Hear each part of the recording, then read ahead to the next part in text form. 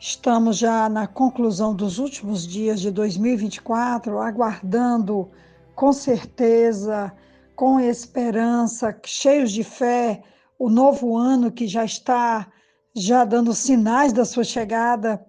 E eu sempre acredito que dias melhores virão. Eu tenho essa convicção de que os sofrimentos que nos aconteceram têm um propósito, têm um fim e que sempre terão dias melhores pela frente.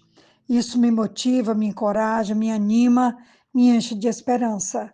Eu espero que isso também possa estar acontecendo com você.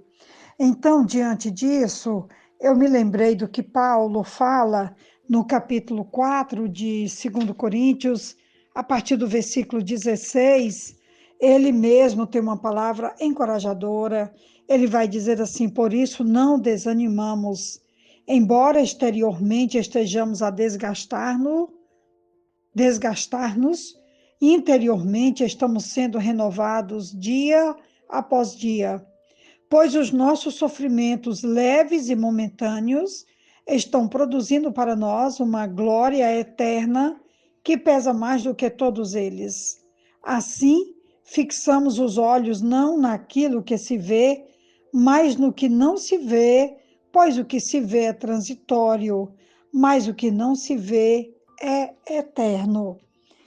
Nós precisamos também, como Paulo, ter essa visão do que está para trás, precisa ir ficando para trás, para que nós possamos avançar para o que está adiante de nós, crendo verdadeiramente que tem um futuro nos esperando, tem dias melhores nos esperando, tem glórias nos esperando, e nós então precisamos abrir mão de um passado para nos lançarmos a um futuro de glória, como Paulo entendia e defendia e está aqui para nos ensinar.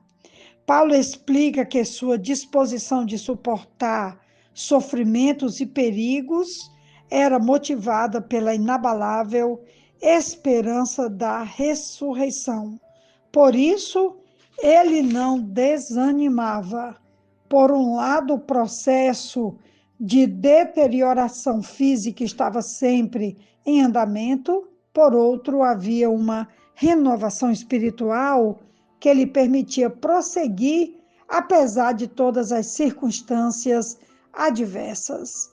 A deterioração do homem exterior não precisa de maiores explicações. É evidente que nosso corpo, também nossa mente, nossas emoções, pode passar realmente por um processo assim.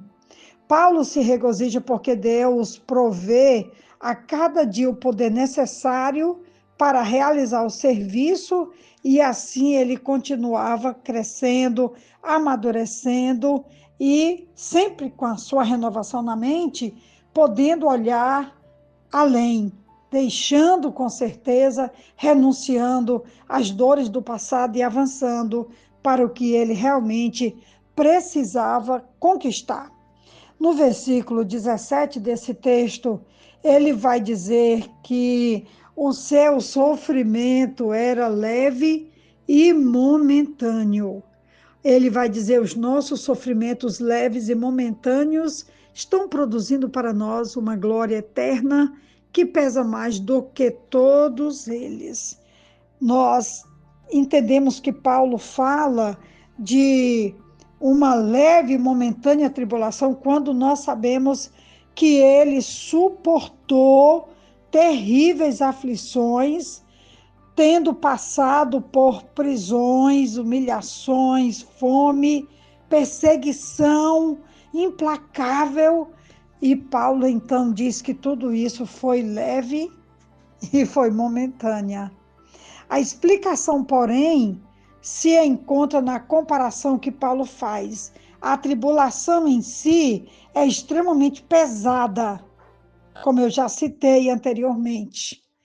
E Paulo vai dizer em um determinado momento que todos os dias ele tinha preocupação com todas as igrejas do Senhor. Eu penso que a preocupação ela dói mais, ela pesa mais do que qualquer surra, do que qualquer prisão, do que qualquer perseguição, né? Essa preocupação constante de ver a igreja crescendo, avançando, amadurecendo, conquistando. E quando isso não acontece para um pastor, para um missionário, para quem está à frente do trabalho, realmente pesa. Paulo vai dizer em um determinado momento que lhe pesava a preocupação com todas as igrejas do Senhor. Mas ainda assim, Paulo diz que essa preocupação era leve e era momentânea, comparado ao eterno peso de glória que estava esperando por ele. E é momentânea ao passo que a glória é eterna. As lições que aprendemos com as aflições neste mundo redundarão em frutos abundantes no mundo que virá, ou na glória que virá.